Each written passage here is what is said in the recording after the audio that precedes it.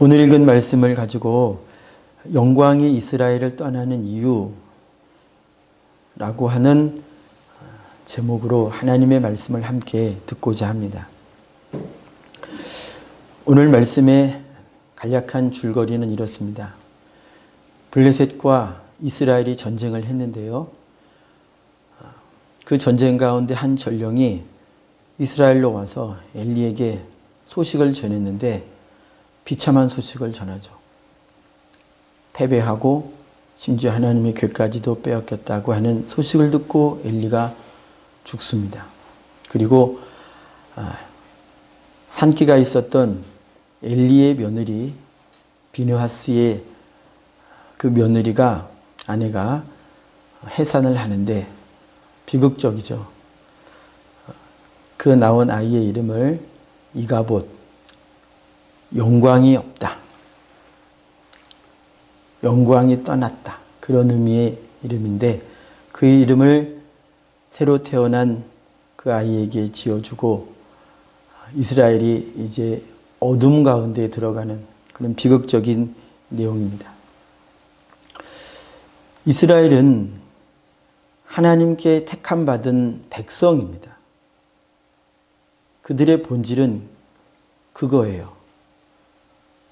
그런데 이스라엘이 어떻게 하나님의 영광의 자리에서 어떻게 하나님의 영광을 받은 그 백성의 이름을 저버리고 그 영광된 삶을 잃어버리고 블레셋과의 전쟁에서 패배하느냐. 오늘날로 하면 저희가 영적 전쟁이라고 하죠. 저희의 일반의 생활 가운데서 자꾸 죄를 짓는 것, 죄에 지는 것. 왜 지느냐? 왜 패배하느냐?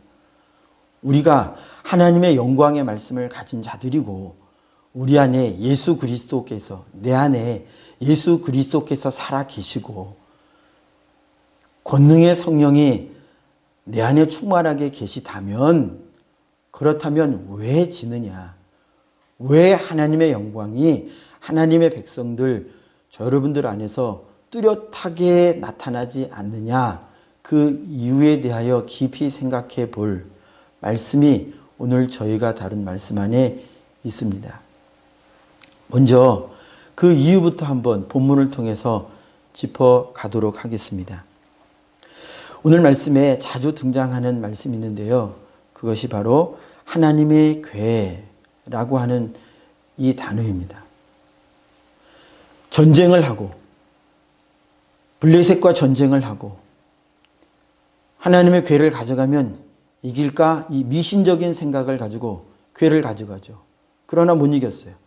저희가 세상 가운데에 죄악된 세상 가운데 그리고 여전히 죄에 연약한 나 자신을 내가 바라볼 때 우리가 넘어지는 것은 하나님의 궤, 하나님의 말씀을 진실로 의지하여 따르는 삶 없이 내가 마음으로 하나님의 궤, 하나님의 말씀을 붙들고 그 말씀을 의지하고 그 말씀에 순종하는 내 안에 이 순종의 치열한 자기 고백, 나의 죽음, 십자가를 붙듦, 좁은 길로 들어감 이것이 없이 명목만 내가 목사요. 명목만 내가 몇십 년 신앙생활을 했소.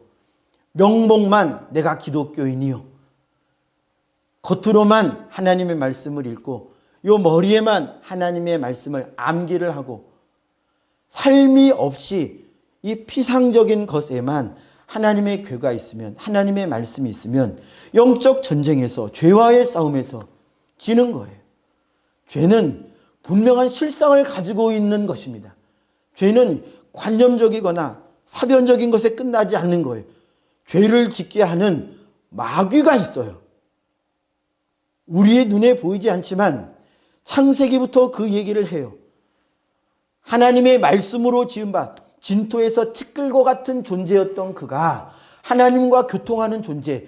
오늘날 우리가 예수 그리스도의 생명의 말씀을 듣고 그리스도 안에서 완전히 말씀으로 인하여 새로운 피조물이 되어서 주님이 보라 하는 우리를 향하여 보라 우리 자신을 보아라 세상에게 대하여도 온 우주에 있어서도 우리를 향하여 우리 주님께서 봐라, 우리를 자랑하실 수 있는 존재가 되었는데, 자랑하고 싶은 존재가 되었는데, 우리도 그러한 사실을 우리 자신을 보아야 하는데 우리가 왜 죄에 자꾸 넘어집니까?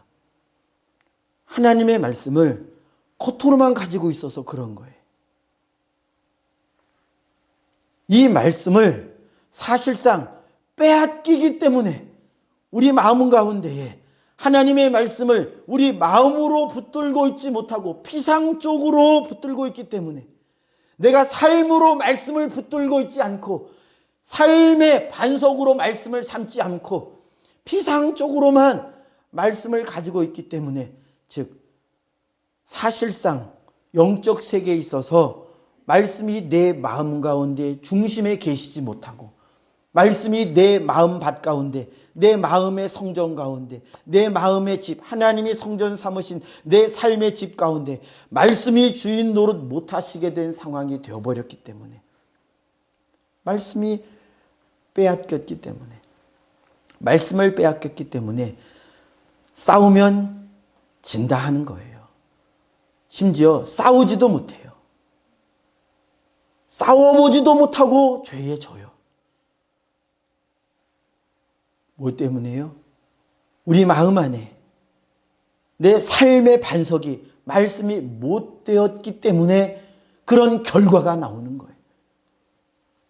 영적 싸움, 내 삶 안에, 내 마음 안에 말씀이 주장하지 못하신 그 삶이 내 과거의 삶이었다면, 그러면 내가 죄를 맞닥뜨리는 그 순간에, 내 안에서 죄된 생각이 올라오는 그 순간에 나의 옛 쉽게 화내고 쉽게 오해하고 신중하지 못하고 하는 이 죄된 성품이 올라오려고 하는 그 순간에 나는 제대로 싸워보지도 못하고 그만 버럭 화를 내고 그만 나도 모르게 쉽게 거짓말, 변명, 속이는 일, 나를 지키기 위하여 그렇게 죄에 져버리는 거예요.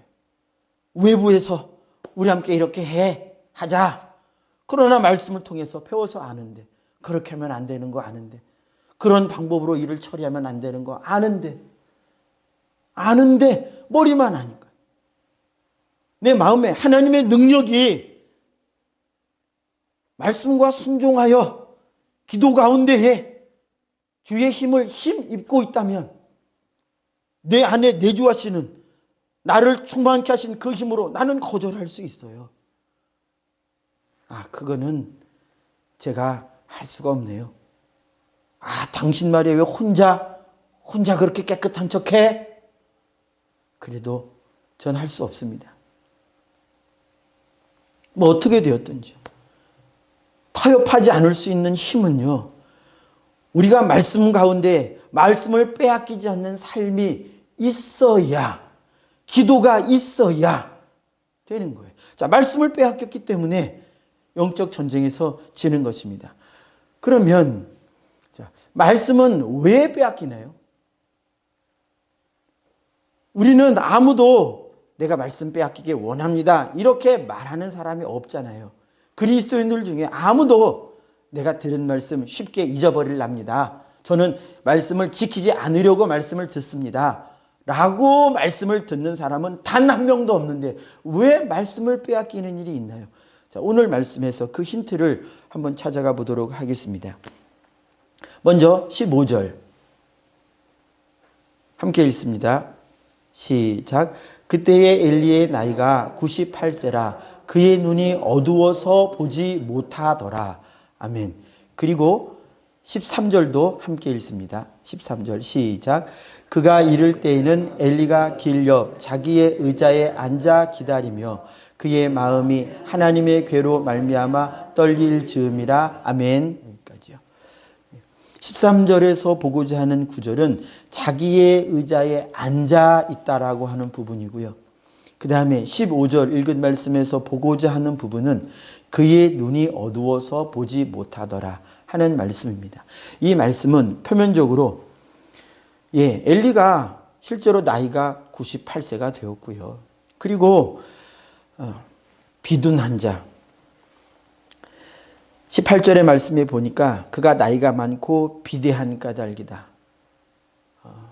예. 체중이 많이 나가 있는 상태라는 거죠. 그리고 나이를 먹었으니 눈이 어두울 수도 있죠. 그러나 이것은 영적인 의미를 품고 있는 그런 구절이에요. 우리가 기억합니까?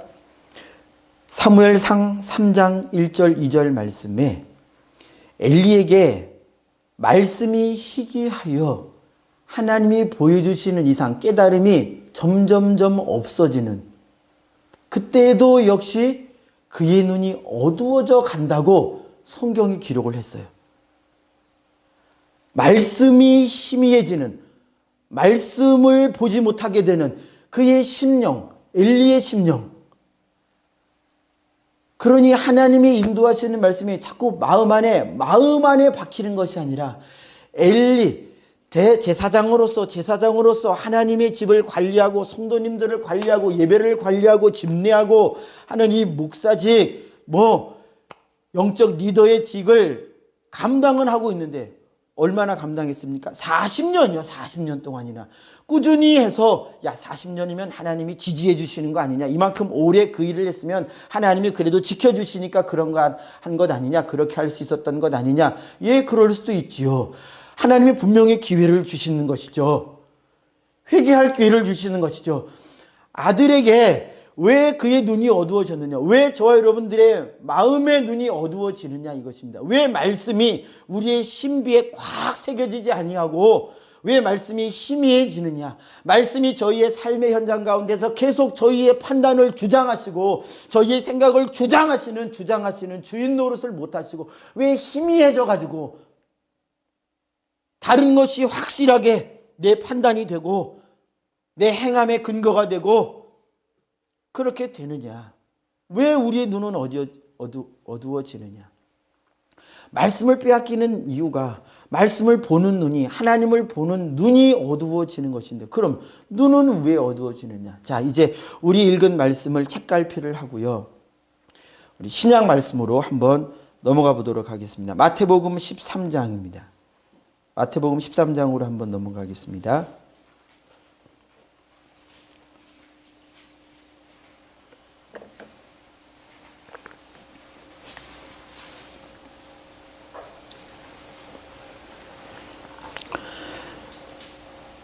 (18절부터 23절) 18절부터 23절 우리 한 목소리로 읽겠습니다. 시작. 그런즉 씨 뿌리는 비유를 들으라. 아무나 천국 말씀을 듣고 깨닫지 못할 때는 악한 자가 와서 그 마음에 뿌려진 것을 빼앗나니 이는 곧 길가에 뿌려진 자요 돌밭에 뿌려졌다는 것은 말씀을 듣고 즉시 기쁨으로 받되 그 속에 뿌리가 없어 잠시 견디다가 말씀으로 말미암아 환난이나 박해가 일어날 때에는 곧 넘어지는 자요.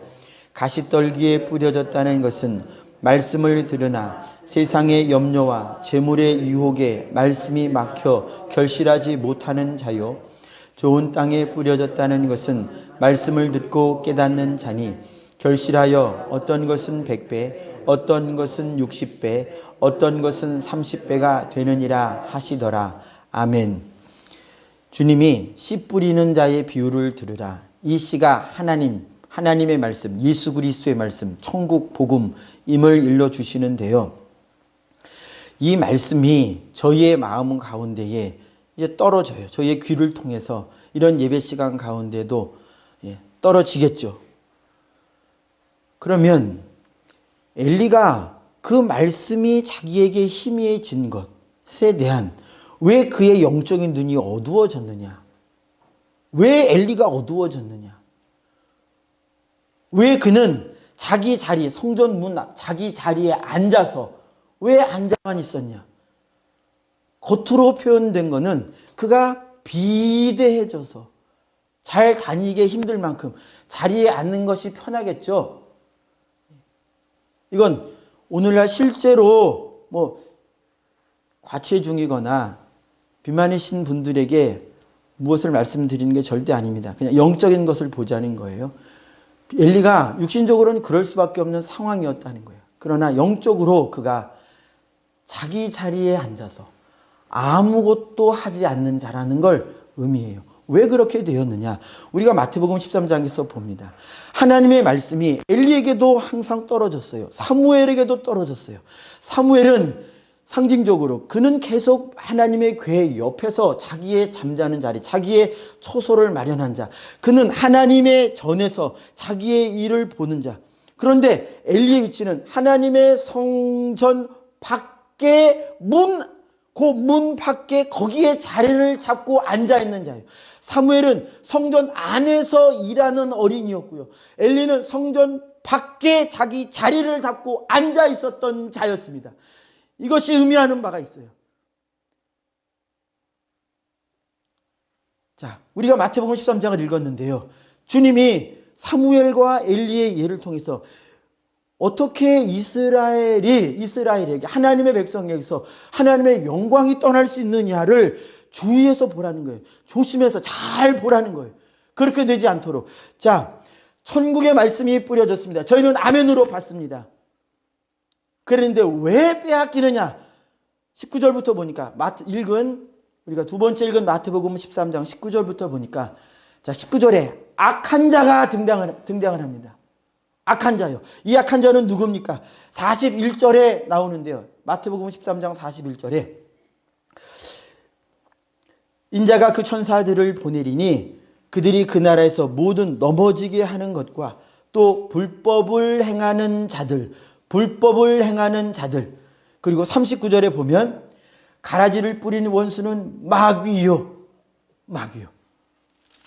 마귀와 그 마귀의 소나귀에 붙들려 불법을 행하는 자들, 악한 자,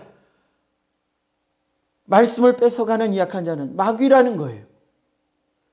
그래서 말씀을 듣는 하나님의 백성들은요, 교회는요, 항상 예배를 드리기에 앞서, 말씀을 나누기에 앞서, 말씀을 전하기에 앞서 항상 기도를 해야 하는 거예요. 무슨 기도예요? 주님, 악한 자가 와서 내 마음에 뿌려진 하나님의 말씀 가져가지 못하게 도와주세요. 제가 말씀을 듣게 해주세요. 말씀을 붙잡게 해주세요. 말씀을 전하는 자는 주님, 저로 하여금 말씀 전하게 해주시고 하나님의 말씀이 전파될 때, 전해질 때에 듣는 하나님의 백성들의 마음에 뿌려진 하나님의 말씀이 도적질 당하지 않도록 도와주세요. 그래서 말씀을 전하는 상황에서, 예배 상황에서는 항상 예배 전, 중, 결실까지 계속 기도가 있어야 되는 거예요. 잠시 보겠습니다만, 엘리는 성전 밖에, 성전에 있다, 성전 일을 한다고 하는 사람이었습니다만 거기 밖에 앉아 있었던 자였어요. 예. 그래서 악한 자가 자기 안에서 역사하는 것을 자꾸 모르는 거예요. 점점 모르게 되는 거예요. 왜 모르게 돼요?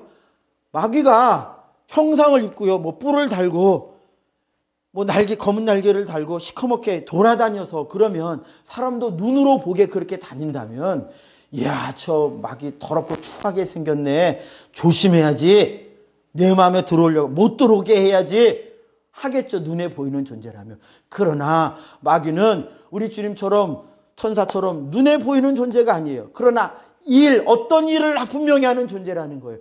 그래서 그 일이 일어났을 때 마귀가 역사했다는 것을 저희로 하여금 알 수 있게 해주신 것이 성경이라는 거예요. 그래서 우리는 성경 말씀을 읽으면서 내 자신을 보는 거예요. 내 마음 안에 어떤 일이 일어나고 있는가. 자, 봅시다. 저 여러분들이 한번 보죠. 마태복음 13장 19절 다시 한번 보겠습니다. 듣고 깨닫지 못할 때에는 저를 보아주세요. 우리가 설교 말씀을 들으며 성경 말씀을 읽으면서 그 말씀이 깨닫는다는 것은 무엇이냐면요, 이렇게 표현을 해보자면 붙잡는 거예요. 이렇게 붙잡는 거예요. 내 마음이 말씀을 붙잡는 거예요. 암기하는 거, 듣는 거는요, 내 마음이 붙잡도록 하는 내 몸으로 표현된 행위고요.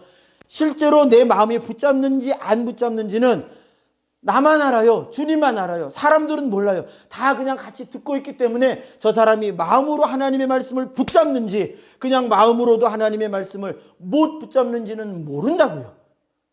그러나 나는 알 수 있어요. 어떻게 하느냐? 그 말씀이 내 마음에 부딪혀 온다는 거예요.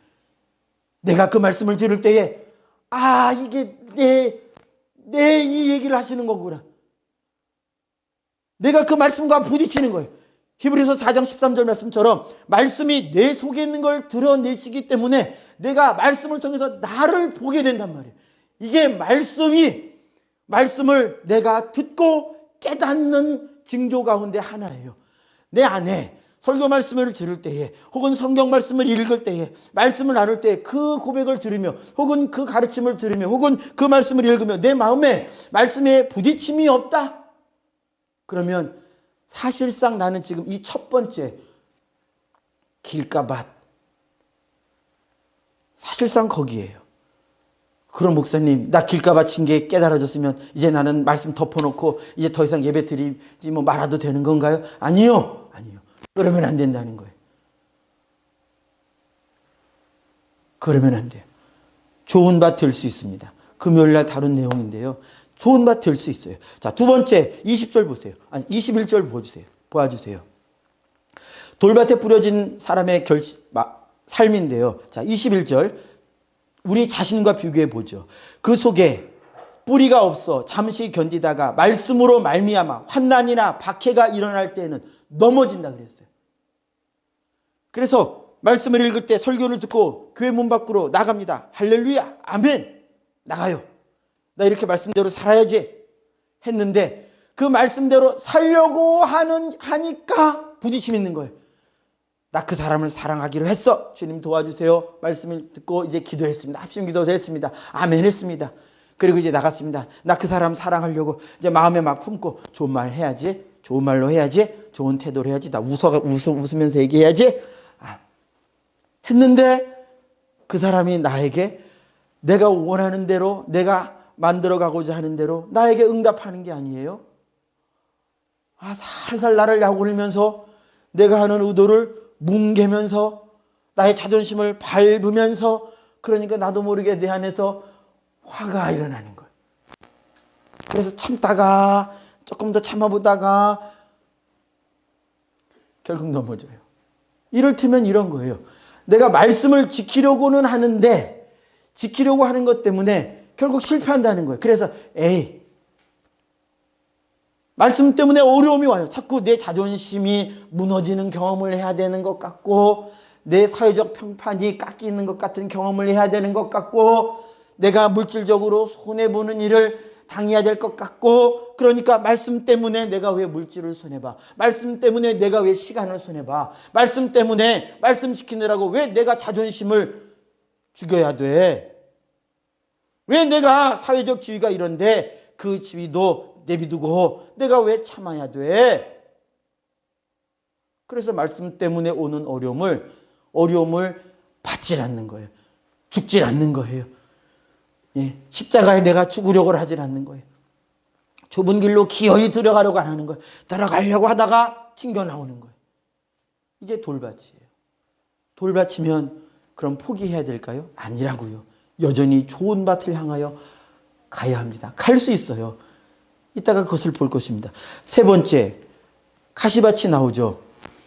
자, 가시떨기는요, 세상의 염려와 재물의 유혹 때문에 자라다가, 이제 이런저런 결실도 맺는 것 같아요. 내 믿음의 성장이 있어 보여요. 내가 지난번보다는, 내가 10년 전보다는 자라간 것 같아요. 내가 봐도 내가 자란 것 같아요. 분명히 자라요. 자람이 있는데 막히는 거예요. 뭐예요? 더 못 자라는 거예요. 우리의 자라는 그 최종 지점은 예수 그리스도입니다. 사람의 원형, 하나님이 창조하신 이 사람의 원형, 사람은 하나님이 이 예수 그리스도를 보고 예수 그리스도의 형상대로 사람을 지었던 건데요. 죄 때문에 이 예수의 형상이 인간 안에 다 무너졌어요. 다 깨어졌어요. 그래서 구원받은 자들은요, 그리스도의 형상을 닮아가는 이것이 믿음의 여정인데, 자, 자라가요. 말씀을 들어요. 순종해요. 헌신해요. 봉사합니다. 그렇게 자라가요. 자라가는데 어느 수준에서 딱 걸리는 거예요. 부딪혀 보죠. 그런데 잘 안 돼요. 우리가 사사기에서 보았죠. 이스라엘 백성들이 전쟁을 멈춘 이유가 뭐였습니까? 싸워보니까 못 이기겠더라 이거예요. 그런데 왜 하나님은 그걸 싸우라고 줬을까? 다른 족속들은 막 이겨가지고 다른 성도님들은 은사도 받고 은혜도 받고 막 직장일도 잘 되고 자녀일도 잘 되고 다른 족속들은 막 전쟁에서 승리하는데 왜 우리 족속은 아직도 싸워? 싸우는 정도가 아니라 싸우다가 지네? 져버리니까. 왜 나한테는 이렇게 어려운 걸 주신 거야? 왜 우리는 이렇게 어려운 땅을 좋지도 않은 땅을 우리 보고 차지하라고 주신 거야? 하다가 싸움을 포기했어요. 이게 이스라엘 백성들 그들이 통혼하며 죄 가운데 들어간 결정적인 첫 단추였다는 것입니다. 그러니까 왜 잘하지 못하느냐? 자꾸 주님 말씀처럼 하려고 하다가 이제 못한 나를 보는 거예요. 안 된다는 것을 발견한 거예요. 안 된다는 것을 발견했지요. 그래서 멈춘 것입니다. 그런데 안 된다. 그러면 안 된다고요. 엘리가요. 사무엘상 2장에서 하나님께 심판의 말씀을 들을 때 엘리가 뭐라고 말씀을 들었냐면 엘리야, 너는 너의 아들들을 나보다 더 중히 여겨 사랑한다는 얘기죠. 사랑은 그 존재가 아끼고 소중하고 내게 중요한 존재가 되는 거예요. 그것이 뭐 사람이든 일이든 뭐 물체든 뭐든요. 그것이 하나님보다 나에게 더 중요한 그런 가치를 그런 의미가 된 존재가 내게 생겼을 때 엘리에게는 그게 아들들이었습니다. 하나님이 분명히 마음을 아시는 하나님이 분명히 보셨죠. 엘리는 표면적으로는 자녀들에게 권면을 했지만 그 마음 안엔 이미 하나님은 뒷전이요. 자기 자녀가 우선이었어요. 그래서 하나님 뭐라고 하셨습니까? 네가 나보다 더 아들들을 중히 여기니까 이스라엘이 나에게 드리는 하나님께 드리는 가장 좋은 곳으로 너희들을 살찌겠다. 하나님이 주신 대로 받아서 주신 대로 사용하고 주신 대로 감사하고 하는 것이 아니라 하나님이 주신 물질, 교회의 재정, 하나님이 주신 건강, 나의 재능 이걸 하나님의 영광, 하나님의 뜻대로 사용하지 않고 나를 위하여 쓰는 거예요. 내 가정을 위하여 쓰는 거예요. 내 자녀들이 잘못 가도 그냥 그 정도면 되겠지. 내비두는 거예요. 왜요? 내 자녀들이 잘 돼야지. 하나님의 말씀은 이 정도로 좀 손해보는 것 괜찮지 않을까? 내가 이 정도로 못하게 했으니까 되지 않을까? 내가 할 일은 된 거 아니야? 내 자녀가 잘 돼야지. 내 자녀가 잘 돼야지. 저희같이 목회자인 경우에 이제 하나님의 백성들이 하나님께 드리는 것으로 삶을 꾸려가는데요. 엘리처럼 될 위험이 얼마나 많아요. 위험하다 이것입니다. 하나님께서 주신 것을 그걸 가지고 나를 위하여 하나님이 너 자녀들만 배부르게 한다 그래 안 했습니다. 엘리까지도 말했어요. 너희를 살지게 한다. 그래서 엘리가 살진 거예요. 그래서 영적인 의미가 있는 것입니다. 영적으로 게으른 자가 되었다는 거예요. 이 일이 왜 일어나느냐? 왜 이 어두움이 이렇게 하나님의 일을 하러 일어서서 다니는 자가 아니라 문 앞에 앉아가지고 왜 이렇게 되었느냐? 마태복음에서 보았죠?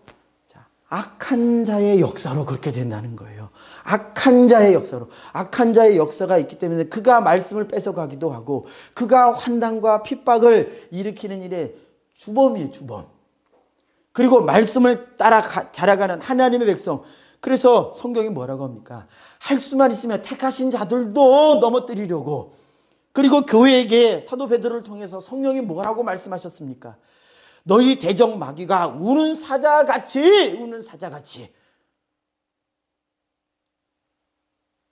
삼킬 자를 찾으러 두루 다닌다. 저희는 예배를 드리고 있다는 사실에 안도해서는 안 돼요.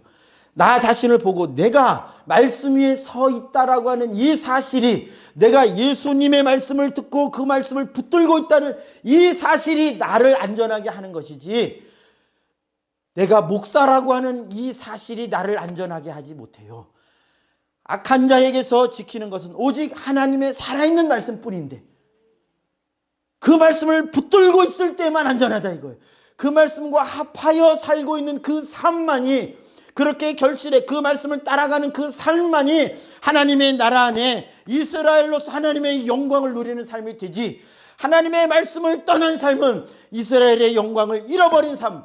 그래서 영적 전쟁을 하면 질 수밖에 없어요. 그러나 사람들 앞에서는 내가 지는 것을 말 못하죠. 창피하니까. 제가 목사인데, 자 보셔요. 제가 일상의 상황 가운데에서, 일상생활 가운데서 하나님의 말씀을 따르는 삶을 살지 못해요. 그 삶을 어떻게 말합니까? 강단에서. 마치 내가 하나님의 말씀을 따라서 사는 것처럼, 그것을 유지하면서 설교하는 것처럼 하잖아요. 그렇게 할 수밖에 없잖아요. 우리 성도님들은 어떻습니까? 예수 믿는다고 하는 저 여러분들 잘 봐야 돼요. 남이 아니고 나를요. 그래서 내가 결실하고 있는가를 봐야 됩니다. 내가 자녀 문제 때문에, 내가 건강 문제 때문에, 내가 물질 문제 때문에, 내가 무슨 명예 때문에, 내 직장 때문에, 뭐 때문이라도 주님이 엘리에게 말씀하신 것처럼 무엇이 너에게 더 소중한 것이 되었냐 도대체. 왜 영원하신 하나님, 너에게 영원한 생명을 주시고 영원한 나라를 약속하시고 영원한 나라에서 너를 안전하게 거하실 수 있도록 하시는 그분의 함께 하심을 그분이 약속하셨는데, 왜 그분 보이지 않는다고 그분 제쳐놓고 보이는 아들들에게 마음이 빼앗겨서, 먹고 마시는 일에 마음이 빼앗겨서, 내 것을 가지고, 내 이름을 가지고, 내가 준 직분 가지고, 내가 준 사역 가지고 왜 너 자신을 살지게 하냐. 영혼을 살지게 하는 게 아니라 육신을 살지게 하냐. 육신. 그래서 버림받는 거예요. 그렇게 말씀을 하셨으면 엘리가 회개를 해야 되는데, 그 다음에 엘리가 여기 오늘 저희가 읽은 본문, 그 자신이 아들들의 사망 소식을 들을 뿐만 아니라 자기도 죽는 순간까지 회개했다는 말씀이 없어요. 아들들에 대한 심판의 말씀을 하나님께서 하셨을 때에 죽이기로 뜻하셨다. 그러면은 절대 구원 못 받습니까? 아닙니다. 저희가 돌밭이면 좋은 밭 못 됩니까? 절대 아닙니다. 절대 아닙니다. 가시밭 끝난 거 아닌가요? 절대 아닙니다. 아니에요. 자, 시편 102편 20절 말씀에 이렇게 기록하는데요. 갇힌 자의 탄식을 들으시며, 갇힌 자요. 말씀을 빼앗겨도요. 내가 잘하고 있지 못하고 분명한 어떤 한계 때문에 괴로워하고 도대체 왜 이러는가? 이렇게 분명한 어떤 한계에 갇혀서, 장애물에 갇혀서 있어도요. 탄식하며 기도하면 주님이 뭐라고 하시냐? 내가 듣는다. 죽이기로 정한 자를 해방하사. 시편 102편 20절.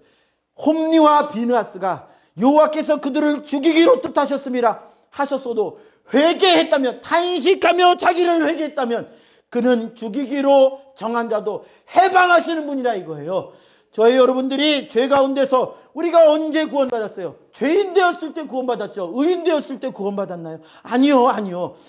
홈리와 비느하스, 엘리도 똑같아요. 죄인이 되었어도, 우리의 삶에서 신앙적 열매가, 말씀의 열매가 없어도 탄식하며 주님 앞에 기도하면 그러면 살아날 수 있다고요.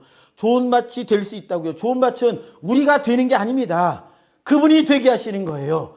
우리는 기도할 뿐이에요. 자, 마태복음 16장 18절에 주님이 베드로의 믿음의 고백을 들으시면서 하신 말씀, 내가 내 교회를 세우리니, 이 반석 위에 세우리니 음부의 권세가 이기지 못하리라. 마태복음 13장에서 씨 뿌리는 비유의 첫 번째 밭부터 세 번째 밭까지는 결국 음부의 권세에 갇혀있는 그런 말씀 듣는 자들이에요. 말씀 듣는 자들인데 음부의 권세에 갇혀 있단 말이에요. 그런데 주님이 말씀하셨죠. 금요일에 다른 것을 잠깐 더 다루는 것이기도 합니다만 양해하고 들어주시면 감사하겠습니다. 근데 예수님이요, 음부의 권세에 이기지 못하는 교회를 세우실 때 뭐라고 말씀하셨냐면, 잘 들어보세요. 내가 내 교회를 세우리니라고 했어요. 예수님이 예수님의 교회를 세우시는 거예요. 그럴 때 음부의 권세가 그 교회를 못 이기는 거예요. 자, 이것을 저희에게 오늘 적용하면, 오늘 말씀에 적용하면요, 우리가 예수님께 하는 건 기도예요. 우리가 하나님께 하는 건 기도입니다. 예수님이 말씀하셨죠. 약속하셨죠. 내 이름으로 무엇이든지 구하면 내가 행하리라. 그래서 예수님께 우리에게 살려달라고, 주님 내가 말씀을 붙잡게 해달라고, 내가 말씀의 결실을 맺게 해달라고 계속 기도하면, 이 탄식의 기도에 예수님이 역사하실 때에 예수님의 교회로서, 예수님이 자기의 신부된 교회를, 예수님이 자기의 신부된 저와 여러분들을 참된 신부되게 음부의 권세를 이기는 자 되게 하는 것은 예수님이 하시는 거라고요. 내가 내 교회를 세우리니. 예수님이 저와 여러분들을 세우신다는 거예요. 저 여러분들이 넘어질 수 있어요. 넘어질 수 있습니다. 그래서 요한일서 1장 9절에 우리가 우리 죄를 자백하면, 우리는 언제나 죄를 짓기 때문에 자백해요. 그러나 기도하라고 그러잖아요, 성경이. 우리를 세우시는 애는 예수님 뿐이에요. 우리가 음부의 권세에 대해 악한 자에게 이기는 근원은 예수님 뿐이에요. 그래서 예수님이 당신에게 향하여 기도하라고 하는 거예요. 예수님께 기도하여 예수님이 일하실 때, 예수님이 행하실 때, 우리 안에서 행하실 때 우리가 마음으로 삶으로 악한 자를 이겨서 내 성품을 넘어서는 일을 행할 수 있게 되는 거예요. 내 옛 성품을 넘어서는 성품을 가지게 되는 건 내 안에 오신 그분이 충만하게 역사하실 때뿐이에요. 우리의 노력으로는 우리 옛 성품을, 옛 습관을, 내 기질을 넘어설 수 없어요. 안 돼요, 안 돼. 그러나 마귀는 안 되는 거 보고 못하게 하고, 그리고 됐다, 더 못한다, 너는 못한다. 그러나 성경은 뭐라고 합니까? 예수의 교회는, 예수의 신부는 예수님이 만들어내시는 거예요. 내 교회는 내가 세운다는 거예요. 예수님이. 그 교회를 음부의 권세가 못 이겨요. 자, 우리가 이기는 것처럼 보이지만 아니요, 우리 안에 역사하시는 그분, 우리는 그저 그분, 이기시는 그분께 기도할 뿐이에요. 그분이 우리 안에서 역사하실 때 우리 안에 비로소, 우리의 삶에 비로소 승리의 역사가 나타나는 거예요. 그래서 기도해야 돼요. 엘리는 성문 밖에, 성전 밖에 앉아서 있었어요. 그러나 우리는 말씀처럼 그리스도 앞에, 인자 앞에 서도록 뭘 해요? 기도하는 거예요. 기도. 우리가 주님 앞에 서는 일은요, 앉아있지 않고 서는 것은, 일어나라 빛을 발하라 하는 것은 주님의 말씀에 순종하여 기도하는 것이 바로 주님 나라 안에서 서는 것입니다. 말씀을 마무리하겠습니다. 하나님 나라의 이 세상에서는요, 두 나라가 계속 싸웁니다. 눈에 보이는 싸움이 아니죠. 눈에 보이지 않는 싸움이에요. 하나님께서는 말씀을 통하여 역사하시고자 하나님 나라의 청사진을 말씀을 통해서 계속 일러주시는데, 마귀는 계속 또 같이 역사하죠. 못 듣도록, 거절하도록, 부인하도록. 그리고 순종하는 자들은 환난도 주고 핍박도 주고 이런저런 문제, 생활의 염려, 온갖 문제들과 일들을 자꾸 일으켜가지고, 요백에 그렇게 했잖아요. 온갖 풍파를 자꾸 일으켜가지고, 요백에 그렇게 했잖아요. 제자들에게 그렇게 했잖아요. 예수님에게 그렇게 했잖아요. 환난과 핍박을 주어서라도 믿음에서 빼낼 수만 있다면, 그 마귀 하는 일이 그거예요. 그러지 성도에게는 늘 어려운 일이 생기죠. 그러나 주님이 오늘 말씀하시는 것입니다. 기도하여. 그러면 주님 앞에 설 수 있다는 거예요. 그래서 죽자 사자, 주님이 어떻게? 항상 기도해라. 항상 기도해라. 항상 기도해라. 이제 이 사정 가운데에 사무엘이 후에 뭐라고 합니까? 우리가 잘 아는 말씀. 기도하기를, 쉬는 죄를 내가 범하지 않겠다. 사무엘은 기도의 사람이었어요. 기도가 얼마나 이스라엘을 안전하게 하는 중요한 일인지를 알았기 때문에, 아무쪼록 하나님의 말씀이 내 안에 새겨지는 것은 기도입니다. 우리가 하는 것이 기도요. 기도에 응답하셔서 하나님의 말씀을 우리 안에 새기시도록, 놓치지 않도록, 결실하도록 인도하시는 그분의 역사죠. 그분이죠. 그분의 역사와 동행하는 일은 우리로서는 기도하는 일이에요. 아무쪼록 하나님의 말씀을 읽고 들었거든 또 읽으려고 하고 듣고자 한다면 반드시 기도하시고 들었거든 기도하시고 그 말씀으로 살고자 하신다면 또 삶 가운데서 말씀 붙들고 기도하여 말씀으로 결실해가는 승리하는 저 여러분들이 되기를 축복합니다. 기도하겠습니다. 우리 합심하여 먼저 기도하겠습니다. 들은 말씀 기억하시면서 이렇게 기도하기를 원합니다. 하나님의 교회 말씀을 내 마음 중심 내 마음의 성전에서 빼앗기지 않도록 주님 제가 기도에 힘쓸 수 있도록 힘을 주옵소서. 늘 기도의 생각을 주시어서 주님만을 의지하고자 하는 마음을 주시어서 주님만을 의지하고자 하는 생각을 주시어서 주님으로만 살고자 하는 이 뚜렷한 생각을 주시어서 그 마음 가지고 기도하게 해 주옵소서. 기도하여 말씀 빼앗기지 아니하고 말씀에 한 걸음 한 걸음 순종해가는 기어이 말씀 그대로 결실하는 승리하는 이 예수의 백성, 승리하는 교회, 승리하는 주님의 신부 되게 해달라고 우리 주 한번 외치고 기도하겠습니다. 주여.